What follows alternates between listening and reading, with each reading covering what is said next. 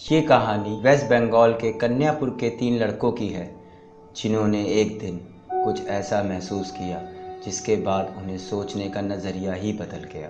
दीपेश और उसके 2 दोस्त कॉलेज में स्टूडेंट थे। कॉलेज में रहते हुए उनकी आदत थोड़ा बिगड़ गई थी। वो सिगरेट और शराब के आदी हो चुके थे। अब अगर आपको कोई गलत आदत लग जाए तो आप अपने घर से दूर ही करेंगे। ऐसा ही कुछ वो ये तीनों भी करते थे। जब भी कॉलेज की ट्यूशन की फ़ीस मिलती थी ये कॉलेज बंक करके कहीं दूर जाकर नशेबाजी करते थे।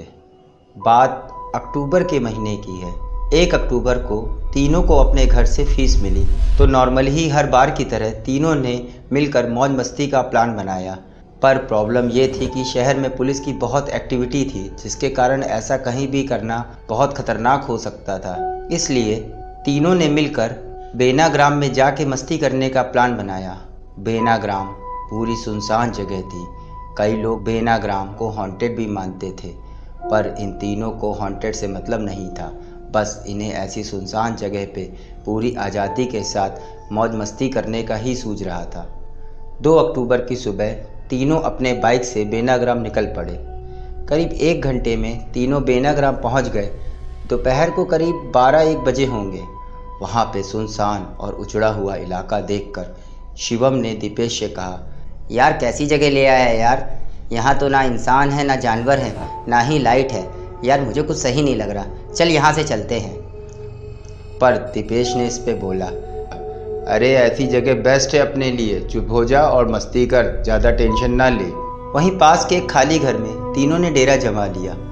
पीने के बाद पता नहीं कब तीनों को नींद आ गई, पता ही नहीं चला। करीब रात के 9 बजे अचानक दीपेश की आँख खुली। काफ़ी रात हुआ देखकर दीपेश ने अपने दोनों दोस्तों को जल्दी से जगाया और घर चलने के लिए बोला। दीपेश ने बोला, अबे जल्दी निकल यहाँ से, नहीं तो घर में आज बहुत डांट पड़ेगी।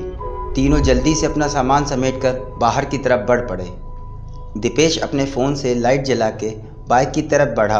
अभी वो घर के बाहर ही आया था, देखता क्या है, बाइक के पास कोई खड़ा है। कम रोशनी होने के कारण उसका चेहरा नहीं दिख रहा था तो दीपेश ने अपने मोबाइल की लाइट को उसके चेहरे की तरफ करके पूछा, कौन है, कौन है, क्या हुआ भैया, कौन है? तभी दीपेश ने वो देखा जिसकी उसे उम्मीद नहीं थी। कम लाइट में उस साये का चेहरा कई जगह से कटा हुआ लग रहा था। साथ में ऐसा लग रहा था जैसे उसके शरीर में खून ही ना हो। आंखें सुर्ख लाल थी। डरने के लिए इतना ही काफ़ी था। दीपेश तुरंत वापस लौटकर अपने दोस्तों को साये के बारे में बताया। सबने बोला, ज़्यादा हो गई है लगता तुझे, चल मेरे साथ, मैं देखता हूँ। जब वो तीनों बाहर आए, बाइक के पास कोई नहीं था। धीरे धीरे तीनों बाइक की तरफ बढ़ने लगे। अभी 2 ही 3 कदम बढ़े होंगे, अचानक से तीनों को फिर वही साया बाइक के पास खड़ा हुआ दिखा।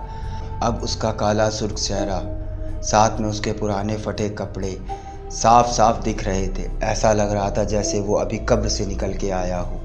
तीनों के कदम वहीं के वहीं जम के रह गए और वो साया धीरे धीरे तीनों की तरफ बढ़ने लगा। इतना देखकर शिवम ने चिल्ला के बोला, अरे भाई भाग यहाँ से। तीनों बहुत तेजी के साथ उस साये से दूर भागने लगे। थोड़ी दूर जाकर दीपेश ने पीछे देखा। वो साया अभी भी उनकी तरफ बढ़ रहा था। दीपेश और दोनों दोस्तों ने तेजी से भागना शुरू किया। करीब 3 किलोमीटर भागने के बाद हाईवे पहुंच के चाय की दुकान पर जाकर ही सीधे रुके।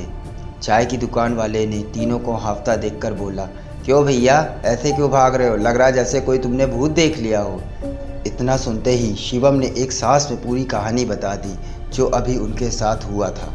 इस पर चाय वाले ने एक लंबी सांस लेके बोला, भाई बेनाग्राम बंगाल की सबसे भुतहा जगह है।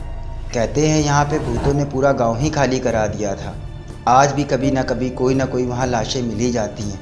अब तुम वहाँ मत जाना, कुछ रह गया हो तो सुबह ही लेने जाना। तीनों लोग वहाँ से थोड़ा आराम करने के बाद जैसे तैसे अपने घर पहुँचे। घर पहुँच के दीपेश की हालत देखकर पहले तो घर वालों ने समझा कि ये नशे के कारण ऐसा हो गया है, पर रात को दीपेश को बहुत तेज़ बुखार आया।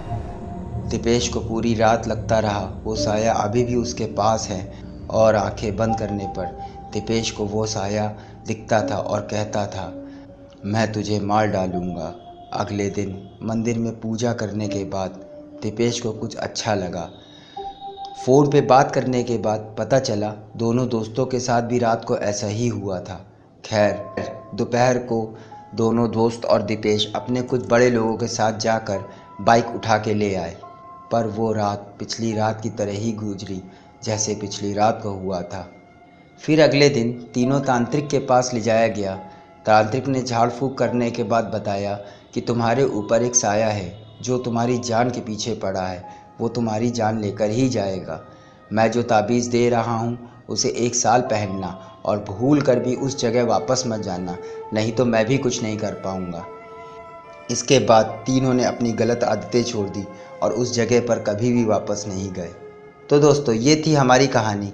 प्लीज़ कमेंट करें, सब्सक्राइब करें और अपनी फैमिली और फ्रेंड में शेयर ज़रूर करें। Thanks for watching this video.